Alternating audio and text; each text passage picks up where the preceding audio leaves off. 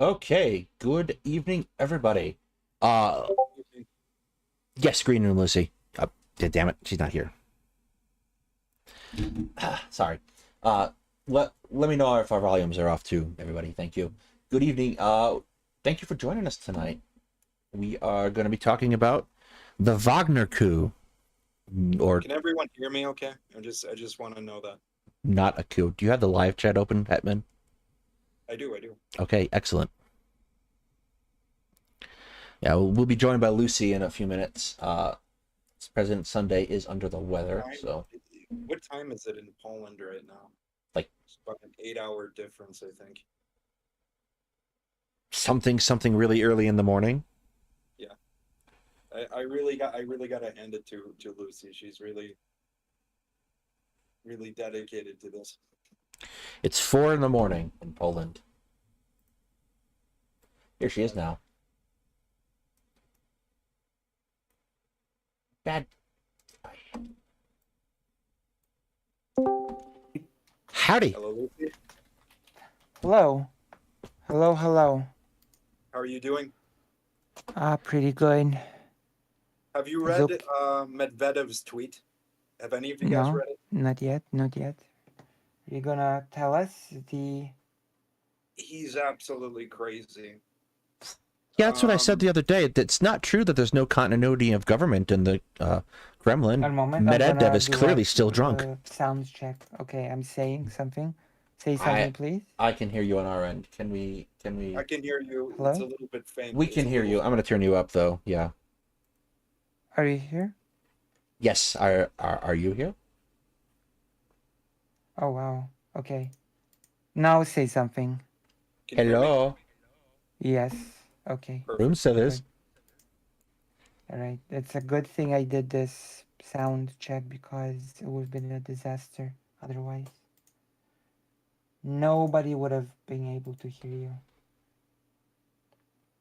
All right. So I'm gonna pop it out like this, and I'm gonna make you visible to the stream. All right. So as I do that, let us start. Yes. This was something else. So it's probably behooves us to mention that this isn't really a cleaned up mess yet. We don't quite know what the after effects are going to be because I don't think the Kremlin knows what's happening yet either. No, I don't, and I also am very... The intrigue actually of this whole thing, I don't know if it's sort of the after the event that is more interesting or when it happened. What is interesting is that Wagner shot down more Russian aircraft and helicopters than the Ukrainian armed forces did in a very short period of time. I mean, like within like a few months or something. I mean, they do know how the Russian army operates, I guess. They do, and I'm kind of wondering if it was all with handheld, like man pads, or how they did it. But anyway, that's besides the point. They had mounted missiles on their vehicles too. And for the Russians, I suspect the Russian pilots got used to flying inside their own territory and did not necessarily think to adjust their habits when they were in the middle of a crisis, and they probably didn't necessarily know what was going on yet either. No, I don't think they did. The Russian army did apparently shoot at civilians thinking they were the enemy, so... Well, that's just a regular Tuesday in the Russian army. Yeah, I was just going to say that's not anything out of the ordinary. So I guess to recap, because you weren't with us, Hetman. It was me, Brooks, Lucy, and President Sunday for 4 hours, the night of, looking at this in utter fascination. So what happened is the Wagner Group. I was sorry. I guess I'm gonna add it when you finish. Yeah, the Wagner Group turns around one day, declares that Russia's shooting at them, mounts up, drives out of Ukraine, takes Rostov-on-Don, and starts driving towards Moscow, only to suddenly stop after Lukashenko negotiates a truce between Wagner and Russia. Lukashenko. And then Prigozhin apparently goes to Belarus, except he hasn't. He's disappeared, and no one knows where Prigozhin is. The Russia's arguably most successful general. No, you sit down now. Russia's arguably most successful general, Surovikin, is under house arrest. Surovikin, Yeah, Surovikin is under house arrest, which is hilarious because I'm pretty sure That- he had no clue what was going on. That to me is also kind of a big mystery because he was, as far as I know, in command of most of Russia's air forces. Yes, the ones who got shot down all day. I know, and that's why like several analysts were thinking, that there would be some sort of conflict between Sorovikin and Prigozhin, but it appears perhaps that there was some tacit support by some of the Russian military structure on the side of Prigozhin. Yeah. And I don't know if you watched the video of Sorovikin sort of disavowing the actions of Prigozhin, but he seemed very guarded. And I don't know if you noticed, right next to him, he had a sub machine gun, like a. Yeah, I did see that. Like, everything has been a little weird. Like, it's Russia, Russia. and you would expect there to be heads rolling after something like this. Except the leader of the coup is just, disappeared and doesn't seem to be dead, because otherwise why would the Kremlin be bothering to put out his wig pictures? And But also, it's important to note that, as we say, that Lukashenko did the whole negotiation, apparently just taking credit, and the actual negotiation was done by someone else, from what I'm gathering. yeah, like, they don't even seem to be doing the aftermath of a coup right. Their best military units just gone, and then they bombed Wagner positions. Russia bombed Wagner positions in Syria after the fact. Right. And I don't know, to me, this whole thing is just one big disappointment. As it was happening, I was just hoping that the Russian forces would be just tied in conflict with Wagner for a lot longer, which would allow Ukraine to just slowly grind with the counteroffensive and basically end it. That was my big hope, but we just can't have nice things, it seems. I had that hope too, but to me, this whole thing doesn't really. It wasn't a coup d'état so much as it was a conflict. Yeah, I wasn't hoping for a coup d'état. Yeah, I was hoping yeah. for a prolonged conflict. There was Conflict like, with Wagner and the Russian yeah, military. I I was don't hoping think that it would be like I don't think longer, either that it side would had by, yeah, had the ability to do a prolonged conflict. No, you have most of Russia's force in Ukraine. Yeah. Russia was obviously panicking because they didn't have anything to stop Wagner with, and Wagner Yeah, probably that was didn't. another thing, that was interesting about this is I don't think that they had a whole lot to respond with. And Wagner didn't seem to have the supplies necessary to prosecute this to its finish. yeah. But No, it, no, obviously who not. knows? Maybe I was hoping that Russia would just be forced to call some of its forces back or something like that. They did momentarily. Well, sadly, momentarily, I was hoping that it would, yeah. I'm not necessarily sure how much it's going to affect the overall outcome. Russia seems to be panicking even now about the counteroffensive. It's true. To There a was kind of, the big, they keep shuffling units around. Like, and also like this big analysis of many experts was that the whole nuclear power plant was an attempt to slow down the counteroffensive by making Ukraine take back some of its forces to, to take back the reactor itself. yeah, that's possible. I think they were just planning on blowing it up to spite Ukraine at this point, though. Because that's clearly what happened, or what was supposed to happen with the dam is they were going to blow up the dam to spite Ukraine. I still believe in the Warhammer 40K Bork hypothesis that it was an accident. Oh, the dam absolutely was an accident. Did not work out the way it was supposed to. Yeah. No, that dam absolutely was an accident. Like, I don't think they intended to blow it. They just didn't intend to blow it then. And wash out half their fortifications on that side. I don't think that was the intention. No, obviously not. I don't hear a lot of positive things or see a lot of I see little villages being liberated here and there, but and I didn't expect this counteroffensive to be that productive, mainly due to the disparity in air power between them two, Right. and also due to Russia's fortifications. They've really spent a lot of time digging in. They had too much time to do that, in my opinion. But I don't command Ukraine's forces. Well, I've heard people argue that Ukraine should have pressed on in the Kharkiv offensive and not given them time to regroup, but it's very possible. One thing I noticed, I follow. there is no more turning Hetman up, Pepe. He is up all the way. No one can hear me?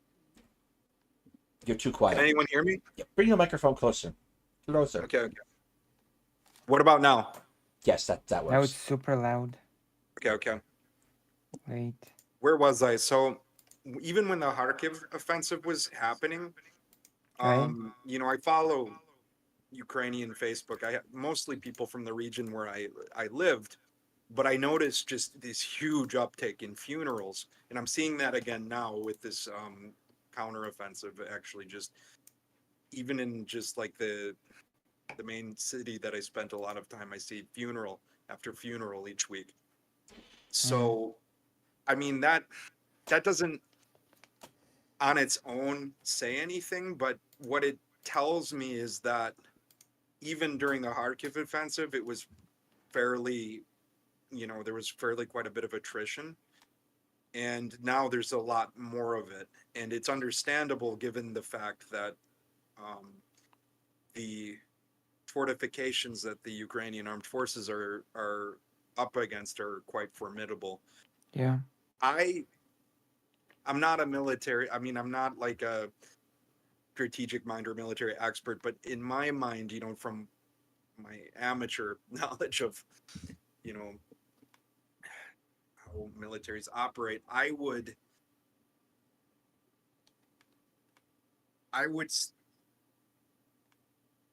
roll back the offensive, dig in, and build up a formidable defense. And at the same time, build up stockpile artillery rounds and missiles and things like that to eventually hit Russian targets later on. Because to me, it just seems quite pointless at this point to continue this when it's not, it's unless there's something that they see that I don't. But I kind of have a feeling that this was sort of put on by Western pressure to try to show something, and to, I don't think so. The thing you got to keep in mind about all of these things is the framework that militaries use for these things is they use shaping operations, decisive operations, and sustaining operations. So the idea of a sustaining operation is that you're building up combat power to do a thing, which is what they were doing all throughout the winter, as they were building these new units, training them, getting this new equipment, and getting it ready. And right now what they're doing is they're taking operations that are shaping operations. Little pokes here and there, designed to poke a hole open in the line. And then when they get that hole, that's when they launch the big counteroffensive part of it. Right, because from what I'm hearing from all the reports on this, it's sort of like a slow grind type of an offensive. Yeah, what they have is a huge... Ukraine still has a huge formation in reserve, waiting for the opportunity that they can punch through. So it's not that it's going to be an easy job, but the big part hasn't And they are started yet. moving forward. Like they are slowly but surely moving forward and reclaiming territory. In From what I'm Bakhmut, they've gathering, had at some least. success. Yeah, they're Recently. taking villages here and there. Right. They've made a lot of success around Bakhmut, to the point that it's actually looking like they might be able to take it back. Yeah, that's what I was just gonna say. That looks actually very promising, but in other sectors like Zaporizhia and some other areas, it wasn't To me, quite like, as good. Maybe Bakhmut is the new Kharkiv. And what it is for at least in Ukraine's case, is they have to find they have to hit along a very wide area to find. Excuse me, Bubba, come here. And you know, if that's the case, then Avery, the come here. Wagner revolt served its purpose. to me, like the biggest, I think, especially when it comes to the, what's the term? I think Zaporozhye is like a big thing that should be reclaimed when it comes to like it's especially in Ukraine when it comes to like a morale thing, right? Because of the historical connotations. A symbolic location. Yeah, of the Cossacks, the proto-Ukrainian people. Even if it's a simplification, it's still sort of considered that way in the broader, you know, legend of how Ukraine was forming, right? Yeah, I think that's It's, the Kozak. Yeah, myth is a Kozatsy, huge part Zaporozhye. of Ukrainian national identity. It's perhaps Yeah, one of the biggest parts of it. In the national right. anthem, at the very end of it, it's just a секундочку. Even if from historical point of view that would be sort of like a simplification, but I think it's also not incorrect. That makes sense. Ми But yeah, показуємо братям козацького роду. Yeah. the Zaporozhye is extremely like important in my opinion to sort of get back, and it would be really ridiculous. Which is like, yeah, I should know this, but I don't think that the traditional like Khortytsia, the Sich Island, is under Russian control. I part- think the traditional Sich was actually underwater. Yeah, because the dam sort of was built and it sort of it swallowed up the traditional Sich terrains, I think, no? I thought that the original Khortytsia island was it, but I might be wrong. I'm actually, as much as I fancy myself as an expert on Ukrainian history, the Kozak period and I call myself Hetman, the Kozak period is actually something that is sort of outside of my field of specialty. I read want to relearn quite a bit about it. I even have this, I think I've showed this to you, right? The book? we cannot see you. The Because little your camera booklet is- that I have here, because that's Zaporozhye. Yeah.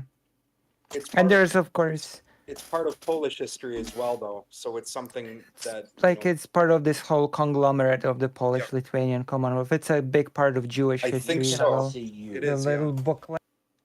and it's something know, that I need to brush up on a lot more. I'm more of a 19th and 20th century kind of a guy. That's Right. really my area of Like, focus. for example, I would say that this is because people like to say that things are complicated when they're usually not, when they're pretty, black and white.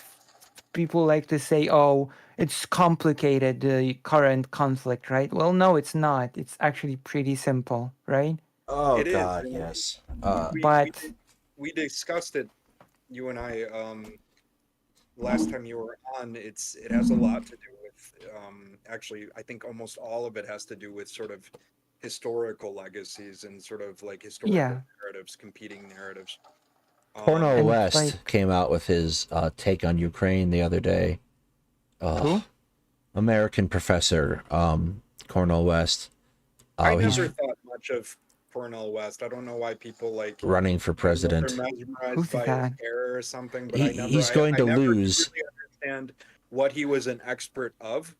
And I just kind of would see him on like Bill Maher and other things that I watched and just be like, okay, Right. what is he talking Well, But I his think supposition is that NATO forced Russia to invade Ukraine. I guess every Russian show says that. Every Russian NATO show says stuffed. that. I guess NATO stuffed Russia in too short a skirt, or stuffed Ukraine in too short a skirt, and Russia just couldn't help itself. But this, Yeah. it's an But like offensive line of argumentation. it is a really stupid argument. But there's like I have this example of a situation that we can genuinely say was complicated, which was the famous Khmelnytsky uprising of the Cossacks, you know? I think That's that a was a very, very complicated subject. yeah, It's not because you simple had at all. yeah, because the Cossacks wanted to be like nobles, the nobles didn't want to agree, and I'm giving a simplified version now. So, like so That's at like the there was at the higher end of it, but it also had a lot to do with it had a lot to do with All right, I'm gonna take this dog out. You guys keep going. oh my goodness. it had a lot to do with the sectarian conflict between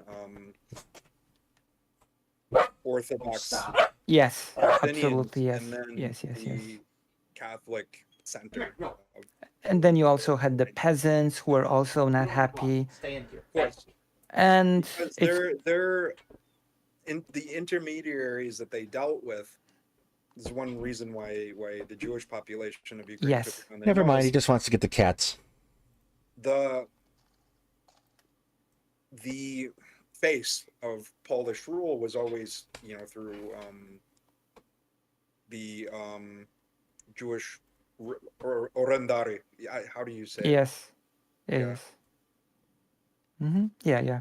I understand the word. Yeah. Mhm. And because Jewish people had a pretty specific relationship with the nobility, which allowed them to get land and to sort of have peasants under them, Mhm. which made peasants see them as basically tyrants at the same level as nobles, Mhm. which meant that they did a pogrom when there was the There was uprising. there's a, oh my God, I forget his name. There's a book, really good book about this subject called The Lord's Jews. It was a Jewish historian who wrote it. What's his name? I don't know if it's been a really long time since I read it.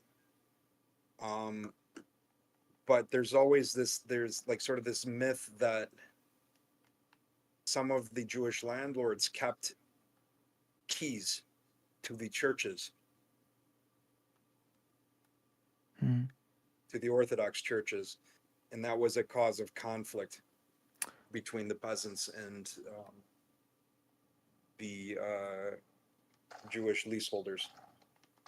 I think it was a little bit more complicated than that. But No, it's way more complicated than that. Right. But it's sort of one libel that was brought up against right. them. So like this is like complicated because, for example, I would not like for the Cossacks this was an attempt at getting basically equality, right, of the nobles.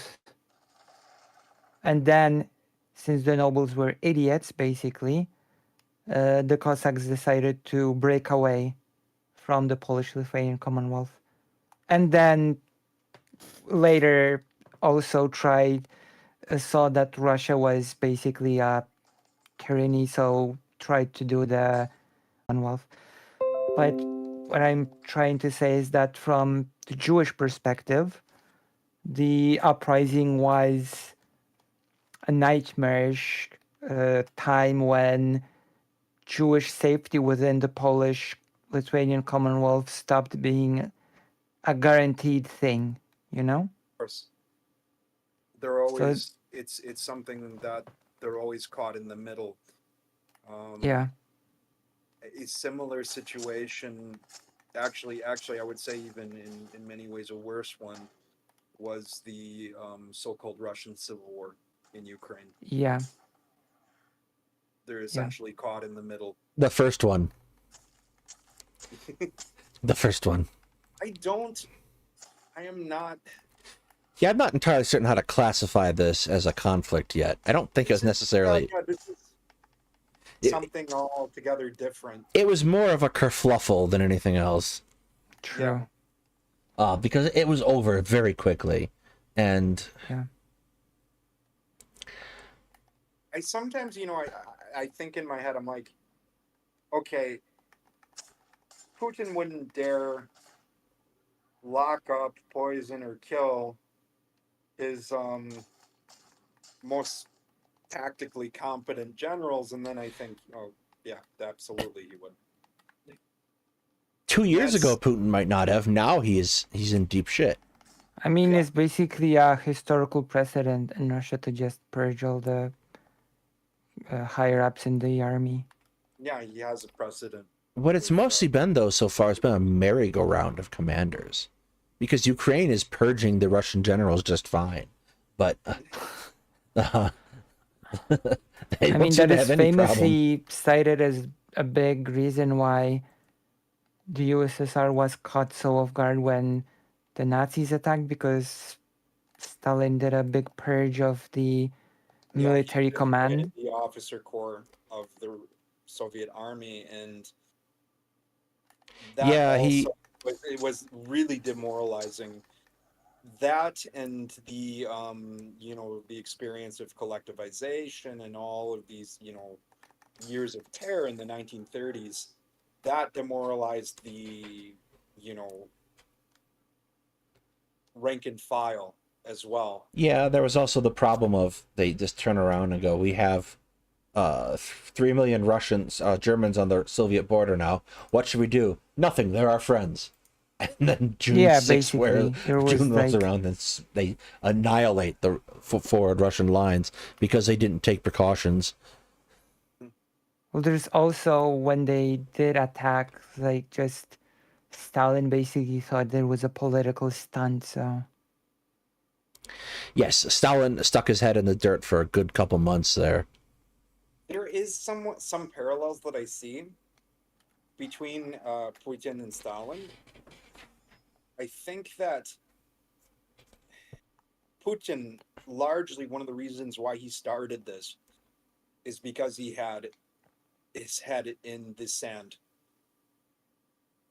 Allegedly, he never, like, he didn't, he was very limited. He limited himself by choice, the information that he would take in, which was mostly from his yesayers, and then also from, I forget what news he listened to. And that's really, it's kind of like, you don't have, you're losing money in your bank account, but you don't actually like want to check it because you're afraid of to see what it would look like. I mean, I'm sure that people in the FSB or military intelligence, I'm sure that Russia had some agents on the ground in Ukraine. Actually, we know that they right, did. And unless all of them were just saying or selectively choosing what they hear from people, I mean, I could have told them from my experience on the ground in Ukraine that an invasion wouldn't have worked, especially at the time where they were at the time when they were planning it. And the thing about Ukrainians too is you can go to a place, to a person at any given time and say, "Hey, how would you feel if I know that you really don't like this government. How would you feel if the Russians came and removed it, and they're your brothers, they'll take it back?" And some people will say that, yeah, I'd really want that. And then when it happens, they don't really, you know what I mean? Whoopsie. It's kind of like the cynicism of Ukrainian cynicism that is very strong, because I mean here in the West, you know, like we talk about Ukraine, I think with very rosy colored lenses, and not a lot of people, especially even like analysts, like some analysts that I know, some scholars that I know, big scholars, like big people in the Yeah. field, when they go to Ukraine, they go and visit their like academic friends, and they go to major cities, and they might go on like a very small tour of Mm-hmm. like a village, you know, maybe have some shashlik with their academic friends and discuss all these topics about EU ascension and all this BS. But none of them actually go into like, you know, a Ukrainian village, you know, or one in Kiev region and talk to someone. That's below them.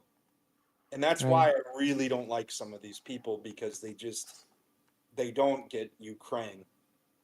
Um, Ukraine, in my opinion, doesn't need either Russia or the West. I think that Ukraine is great in its own capacity. It has its problems, but you know, they can certainly improve those. I am not like a very Eurocentric person in that regard, but you know, yeah, I just find a lot of, especially those who are not Ukrainians within Western academia but are Ukrainian scholars, a lot of them just don't get it. They really don't. And I say that, and people are going to be like, "Oh, Hetman, you don't get it." But I mean, I spent a lot of time in, you know, small towns in Ukraine, and in, you know, particularly in parts of Ukraine that were not well off economically. Most of it isn't, but the places that I spent time in were really kind of left behind economically. So, you know, I don't know. In any case though, yeah, I could have told them that an invasion wouldn't have worked. And Oh. I'm pretty sure that their intelligence knew that. But yeah, I just don't. Also, there are a few aspects to this, right? There's the broader West, but there's also like more, what's the word? Local stuff, Well, like Yeah. yeah. Well, the Lublin Triangle, like the fact that there are a lot of people that sort of live 50-50, well, used to live 50-50 in Poland and in Ukraine, which apparently many people still do. So I'm not sure how that factors in into the. I can tell you that in the town I spent time in, about 25% of the younger population are leaving for Poland. They're all taking Polish lessons before they go. And now I think it's even a higher percentage of that. Yeah, I think And that's they're not a. even by the border. A lot of the places, the Ukrainians that are going to Poland, the ones in Western Ukraine who have more, you know, there's close History. proximity. They might even have some Polish roots. Yeah, They that's go to true. Poland, but they don't go there to get the hell out of there. They go make money and go back to where they live in Ukraine. To a large extent, people are doing that too from the places that I go to, but there's also a substantial portion of them not coming back. And the war has pushed more and more of them out of there. That town was already in dire straits economically, but you know, now this war, I well, don't know how, you know, unless some miracle happens, I don't know how it's ever going to recover.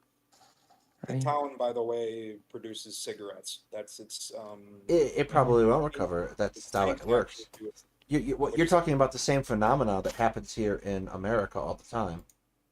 Yeah, of course, with like some of the Rust Belt cities, but Not even the Rust Belt cities. Like, just talk about Illinois.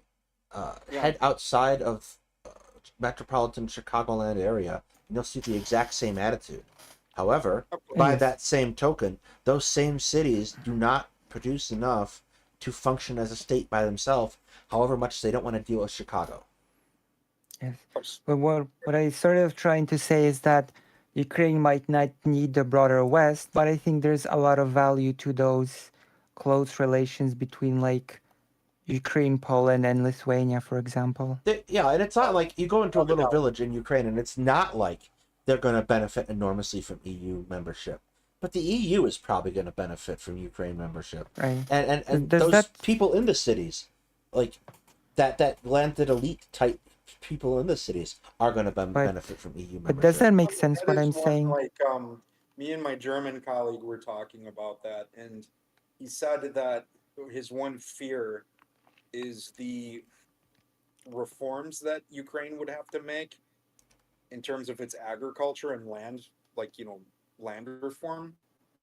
These are Mhm. historical kind of bones of contention with the people, with Ukrainian people in general, that have caused a lot of dissatisfaction. Now, I think that those thoughts are so far away from people's mind. I mean, right now you're just dealing with the Oh, war. Ukraine sort of Time- started already the process of doing. They have, yeah, but it's met a lot of backlash. And I would predict it meeting more and more backlash. Right. Yeah, that's pretty as- unlikely to not be backlash. But if the West responds after this war is done with a large aid package, I think it'll help it. A spoonful of sugar to Marshall help the Plan, right? medicine go down. Yes, Right. something like that. A spoonful of sugar to help the medicine go down. Because Ukraine, here's the thing for Ukraine though, they obviously see very clearly, or at least the government sees very clearly, that Russian security guarantees are not worth anything. They're not. So they understand that they need NATO, and if they need NATO, they might as well use the rest of the benefits of the EU. Yeah, freedom of movement and the right to work is a big benefit of EU membership. And honestly, I think that'll work out really well for Ukraine because it's worked out historically well for those populations. They've been able to go all over Europe and get work. Yeah. That they might not have gotten otherwise. So, I'm actually a huge fan of the EU overall. I think we should do that with Canada and Mexico. It'd be a huge boon to all three countries. I have my reservations, but I mean, granted, I'm not a citizen of the EU. But yes, as feel I've- like I'm obligated to really comment on it. Well, I'm not obligated to comment on anything except I'm a streamer. So if I want to keep streaming, I got to keep saying stupid things. But also, like, you've asked me before what I feel about Ukrainian presence in Poland. I remember. I've actually checked recently. There's about 3 million Ukrainian people in Poland now, which closes to almost 10% of the population, which is quite a lot. Huge percentage of the population. Which I'm gonna, yeah. So for Poland, Polish culture and Ukrainian culture, you're dealing with two groups that share a lot of similarities. They're both Slavic. That's true. Their mentality is largely conservative. They're Christian. I mean, Well, like, that's actually sad for me, but yeah, I know. It's I don't like Poland, like the religious fundamentalism in Poland either. But I mean, that's kind of one of the hallmarks of the culture, as you know. There is, I think, at the end of the day, and I'm gonna get flack for this, but when I see East Slavic people, I still, I don't know. You can almost feel that there's a little bit of a difference with East Slavic people than with Western Slavs. With Czechs, like even Poles to me are like from here to the moon compared to Czechs. Czechs are just like Germans who speak a Slavic language, in my opinion. oh, I don't think you're necessarily gonna get slack over this, but yeah. I'm just gonna say that I'm gonna maintain that it's a big positive, in my opinion, especially since I think it is too. But it's almost kind of a return of history because yes, exactly. That's one of the minority in Poland for a very long time. Lucy's dearest ambition is to resurrect the Polish-Lithuanian Commonwealth. True. Let's do it. but well, not exactly the same as it was. But You're not a proponent of the intermarium idea, are you? well, If you can you are, it's elaborate? okay. But I just am curious. Can you elaborate? I don't know if Daedalus knows anything about. This Have is you heard not of the this is not my intermarium? part of the world. I have to go. You have to go significantly west to get to my part of the world. To So it's elaborate. kind of the idea of an economic and military slash social alliance between the East and Central European states, so like the Baltic, Slovakia, Poland, Ukraine, and sort of like this separate EU within the EU or like separate NATO within NATO.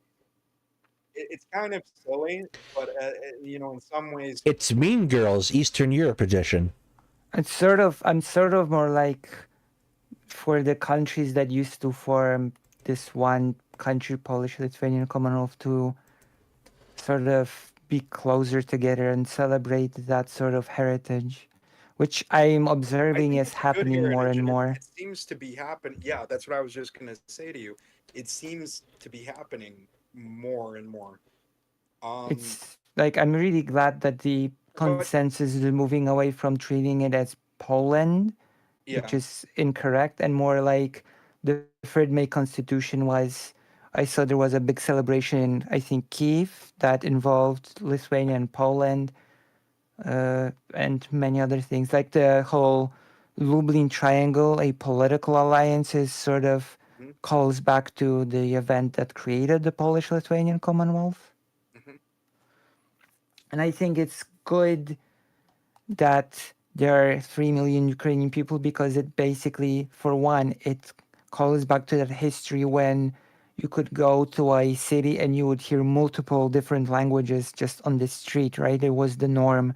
You would mhm. hear Ukrainian, Polish.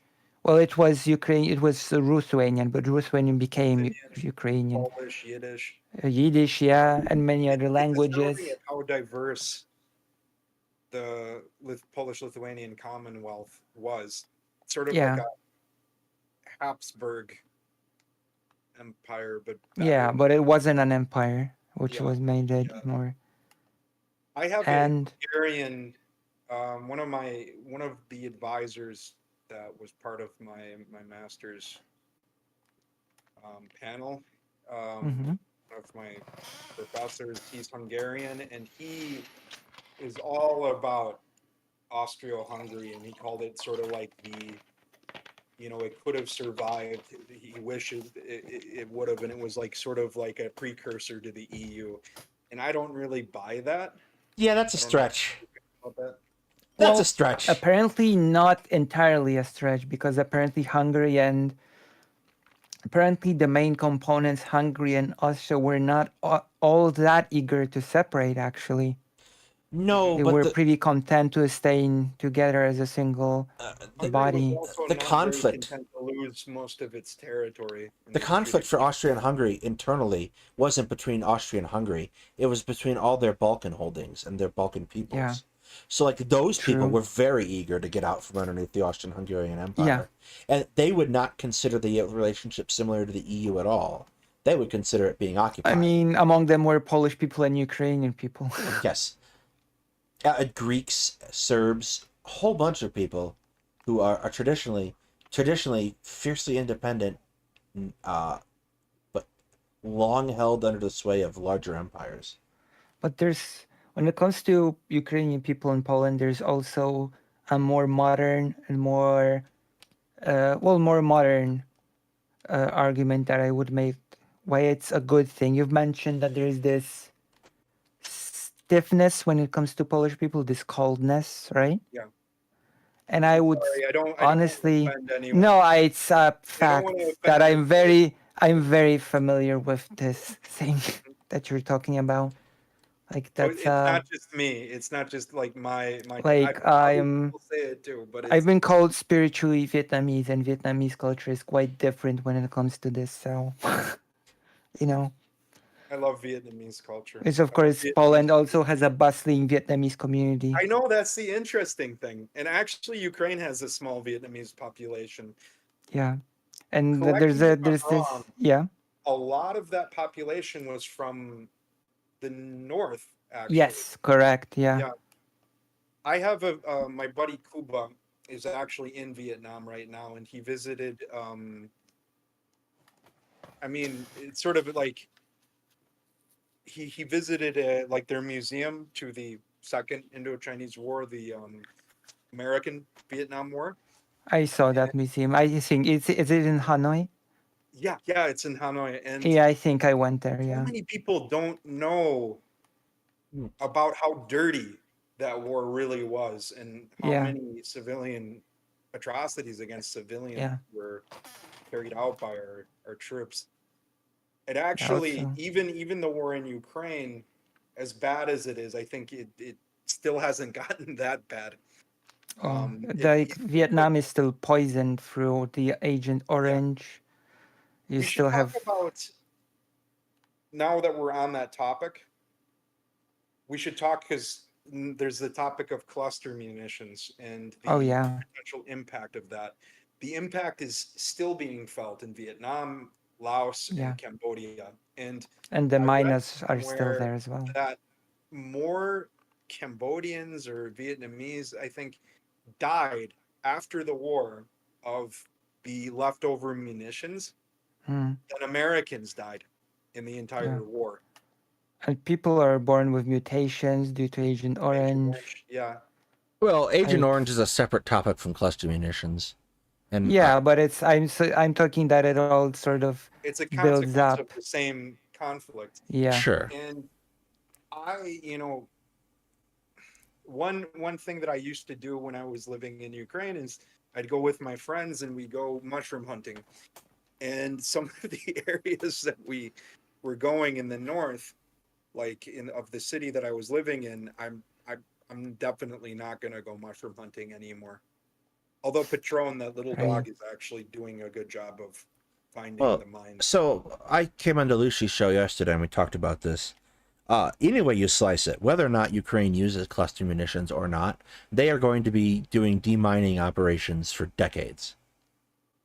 For sure. Yeah. So For sure. I'm not. The Ukrainians have to make the decision if the cluster munitions are worth their time and energy and effort. But insofar as they are, and where they plan on using them, doesn't really necessarily strike me as any bigger a problem than they're already going to have to deal with getting rid of Russian minefields. Of course, that's what I was just gonna say. Yeah, it's already a big problem. Yeah. And Um, like Ukraine's still Vietnam actually is not demined completely yet, no, it's not. not even Um, close. So I've Lucy, actually, I read a lot about the Vietnam War. I don't know how much you're into that topic.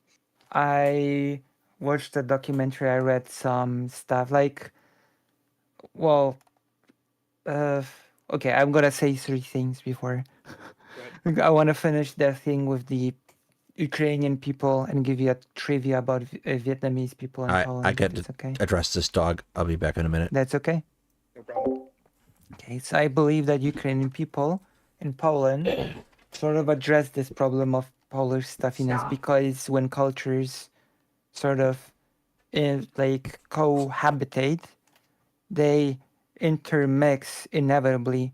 So I believe that the Ukrainian presence will bring more of that positive Ukrainian spirit into Poland. It'll I think bring so. out the emotional Slav within the. Yeah, I think so. Yeah. I So I think that think that's a that's a good thing. It's odd. I traveled, via train, to Chemish, and when I got to Poland, I was immediately struck, just even right out of the border, at how much better off it was economically and how much more orderly people are in Poland. yeah, But after a while, that orderliness started to annoy me. yeah, But then I got used to it. I was there for maybe a week, or like a week and a half in Poland, just a short trip. And then when I went back to Ukraine, and everybody just started, when we got to the bus or the not the bus, the train, the main train, central train station in Kiev, when everybody just sort of like bursted out of the train and there was no sort of order or anything, I was like, God damn it, Right. I want to go back to Poland. Although Because when I went that's to the American in me, like thinking like that, but you know, and then after a while, after you know, getting when back, I had a stop in Moscow and going to Vietnam, I genuinely had a like a culture shock, you know? Like it was like those all of those like workers at the airport were like if you can imagine the sadness of Poland, it was that times 10, I think. They were just like here, here. And suddenly there was a crowd of confused foreigners and a staff member just came out and started shouting at them. Why are you standing here? No, you go there. I was like, wow, that might be okay. the attitude you see in both Ukraine and Russia. I was grocery shopping once, and you know, I don't know if they do this practice in Poland, but when you buy vegetables in Ukraine, you have to weigh them, and you get the sticker, you know, Yeah, that you do that in that's the Poland way as well, they, yeah. yeah. That's not the case in the United States. The vegetables have a, you know, a set price. Oh, So you just that's pick no. them up, Like it's and either you weigh it yourself or the cashier will weigh it. the If that's a cashier, thing. sometimes some places they're weighed on the, you know, the scanner or whatever it is, but a lot Yeah. of places just they know the value of tomato, so they just type in No, that in value. Poland it's always weighed. Yeah, Whether it's the cashier or you have yourself sort of do it yourself thing, it's always weighed. yeah. So anyway, I didn't know this, and I go up to the cash register, and the person immediately yells at me. It's, and you know, you can just tell how miserable a lot of people are in their jobs in Ukraine. Like, you know, it's not. It's the same in Poland. Yeah. Yeah, in Russia, when I was in Kaliningrad, I felt that at the airport too. But I can't say that it was much stronger than what I felt in Ukraine in that regard. Um, a lot of people there, even before this war, were very miserable. And Mm. it just has to do with the economic situation Yeah. and just, you know, their lives.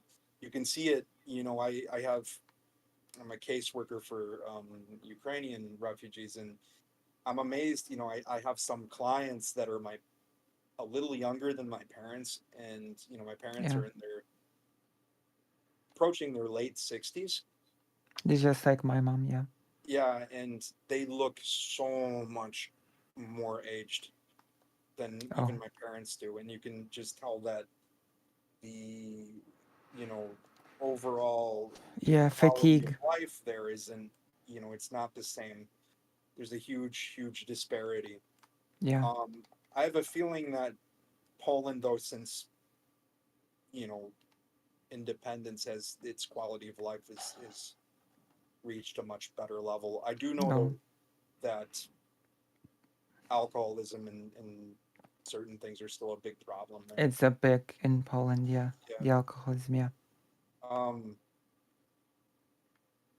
But but yes.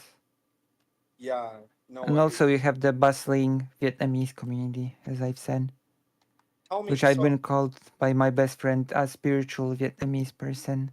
I love. But I, I I'm not sure if you've known this, but during COVID, during the height of COVID, the Vietnamese community actually did like a big thing. It was talked on the news everywhere Mhm. that the Vietnamese community sort of did this whole mm, action slash program slash initiative.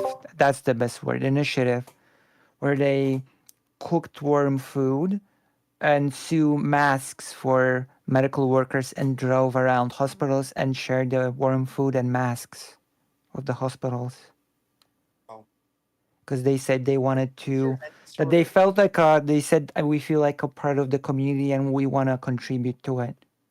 was there any sort of racist backlash to them in Actually no, it was just that's at good. least in the media it was just praise across the board. It's like they said, yeah, we feel like we're part of this country. We feel like we want to contribute to the community. Yeah, you know. How big is Poland's Vietnamese population? Uh, it's not super huge. It's in the thousands of people. Mhm. I Yeah, know that though in Warsaw there's some really good restaurants like Vietnamese authentic yeah. My friend started one. awesome. If I go Like to genuine. Warsaw, I'd like to Yeah, he go. started southern Vietnamese cuisine. As there's like the most interesting thing about Vietnam is that there's the north, there's the south, and there's the center, which is Oh, yeah. totally different from the north and the south. The central is the central highlands. It's like the mountainous area, right? And yeah, and the language is very different from the north and the south. The north and the south are pretty similar language-wise, and the center is totally different.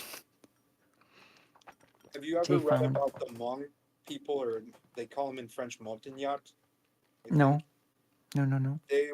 They're an ethnic group that resides in Laos, southern China, I believe, Vietnam, and they were trained by U.S. Special Forces, sort of to act as like guerrillas and insurgents. They were trained by the Green Berets. Right. Daedalus probably knows about that history. I know about the operational capacity of the Green Berets. Yes. Um, Mhm. one day we should just sit and just unravel all of American Special Forces. That would be a great episode. Uh, We got to Yeah. do a really. I have to actually reread that Nutcase's book a little bit before we do our episode tomorrow. well, that's what I'm going to Yes. be doing tonight after I finish decompressing. But I believe like Vietnam is a really great place, even though I don't super agree with the politics of the system that is there. As a country, it's really amazing. The astounding thing is, like, Vietnam too is on the up. It's a fastly growing economy as far as I know, Yeah, and like it is. Yeah, it's kind of like I feel like, I mean, it got to a good spot even without, you know, it got to a good spot. I think that there's a vast, I don't know, you probably know more than me, but Vietnam and, like China, even though nominally they you hate have each other. in Vietnam a Vietnam communist hates party, China. Yeah, I think Vietnam didn't really follow completely a Chinese model, that their economic model is different. And yeah, Well, not I only don't that, know. but China tried to invade. Oh, in '79, yeah, Yes. that went worse than even Russia's invasion of Ukraine. yeah. Well, Ukraine is a pretty historically resilient country to invasion. Well, so is Like, Vietnam. You got to figure they resisted the Japanese, the yeah. French, the Americans, and then Well, the Chinese, Vietnam basically even back more to back so, to back to actually. back. China Viet- in a month, I think that was like a month long campaign in 1979, and then yeah, they basically they went in, they got ambushed by Vietnamese or They caught a regular. case of the DMBM flu. Yeah, and right. then they burned a bunch of bridges, literally burned a bunch of bridges, destroyed a bunch of bridges, and burned some villages, and withdrew in saying that they taught the Vietnamese the lesson they needed to learn. It's important to note that Vietnam also kicked out the Japanese army without outside help at the end of World War II before the whole Yes, Vietnam War they kicked the debacle. Japanese out, the French out, and then the Americans out back to back to back, and then shortly thereafter the Chinese. Mhm. Yeah. And it's also important, like, Vietnam really, let's just say, dislikes China. And it even built a lot of its law around sort of preventing China from doing certain things. I'm not sure if Ukraine has any analogous things, but for example, as a foreigner, you cannot buy land in Vietnam because Oh, Vietnam it's not created this the case law. anymore. Now foreign people can own land in Ukraine, but for a while, as I understand, that was the case. Yeah, Um, because Vietnam does not want Russia to just buy Vietnam piece by piece. That's That was the actual, a you not know. inconsiderable problem for a lot of countries. Is Russia and China keep buying all their houses? Well, So people, you, yeah. I don't want to cut this too short, but I have to get ready to get some sleep because I have a pretty big day tomorrow. But let's, Lucy, are you going to join it? No, tomorrow's stream, I think, is just. Tomorrow is just going to be, I think, you and me, because you're the only ones who read the book. Lucy, be sure to watch it because it's on something so ridiculous. And I knew about this for a while, and I finally I showed it to Daedalus, and he agreed to that we do a review. It's basically What If Altist, before What If Altist, and Oh God. like what will happen is. It's What If Altist if he got stupid stoned and went up into the woods to write his manifesto. Oh no. So that'll be tomorrow, God. probably the same time. We'll make a final decision on time. All right. Tomorrow is my day off, so I'll be able to watch. Yes, it. you have a schedule now. Yeah. We're proud of you because streaming for 12 hours a day is. Your work more than I am enjoying. True. Although it's 5 a.m. already, and I still have to finish a thing, so maybe not. Yes. So, are you trying to check in on Chudlogic's mental health? Yes, He's I not mentally started. healthy. Job done. Done. No, I have to do a diligent work. What if Altist mentally healthy or no? I think he's just mentally deficient. I don't think he's. Someone needs to give that kid a hug. I know. It's not going to be me though. Someone needs to. Someone needs to give him some books. Written in the last 10 years. Destiny said that he is well read, and that he destroyed. What would Destiny Bosch know? with his knowledge. Why doesn't he just go to his local public library? I mean, you don't have and to. Yes, What If Altist did an episode on the Polish-Lithuanian Commonwealth as well. Did he really? Of course he did. Yeah. In which he said, I got an idea and I'm proposing it. We're going to watch that episode. Yes. With you, Lucy. Nice.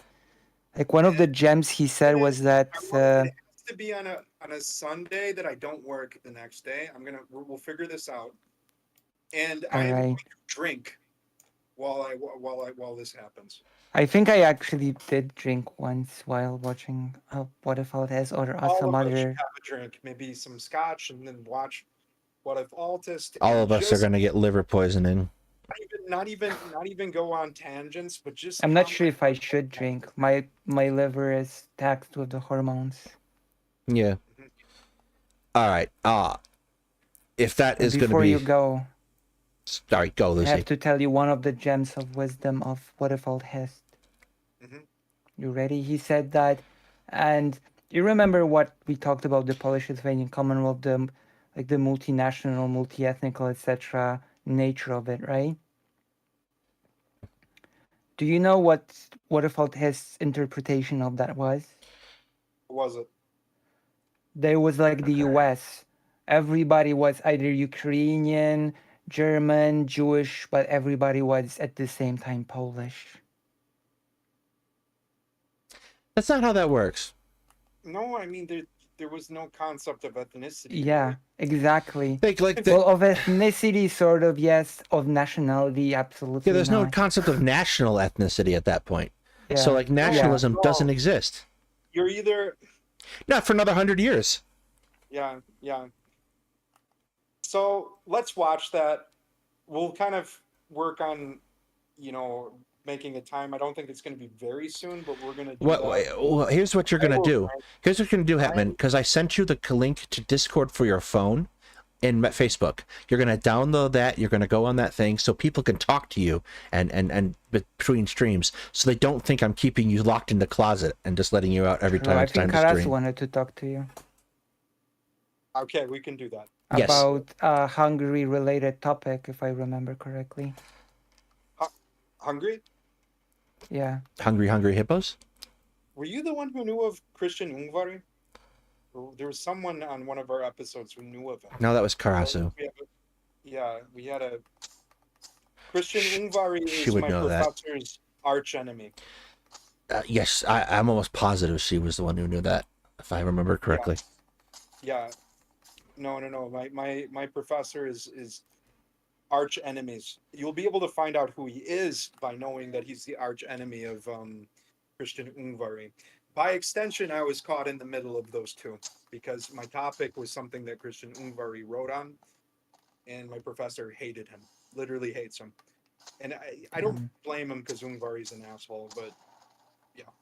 Anyway, with that said, I want to thank everybody, and we will be signing off. Yes. Thank you, Lucy, for coming Just go on. to the toilet Thank you. and continue your favorite creator, Chalogic.